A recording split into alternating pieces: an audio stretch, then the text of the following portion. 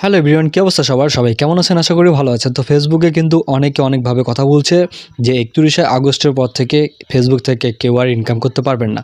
আসলে এটা কতটা যুক্তিযুক্ত সেটা আজকে আমি আপনাদেরকে বলবো। 31শে আগস্টের পর থেকে কেউ ইনকাম করতে পারবে না, ফেসবুক এখনও তার অ্যানাউন্সমেন্ট করেনি এরকম কোনো বার্তা শুনে কেউ হপলেস হবেন না।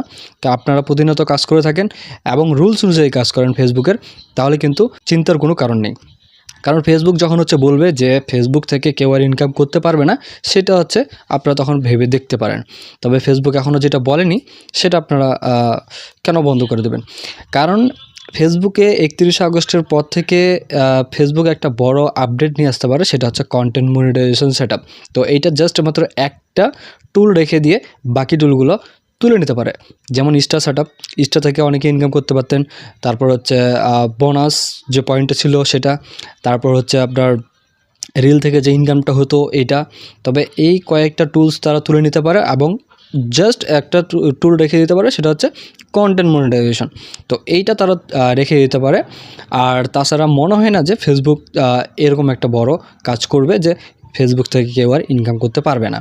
আমার বিশ্বাস যে ফেসবুক এমন কিছুই করবে না, জাস্ট কয়েকটা টুল তারা বন্ধ করে দিয়ে কন্টেন্ট মনিটাইজেশন একটা টুলেই সব কিছু থাকবে, এইটা সিস্টেম আনতে পারে।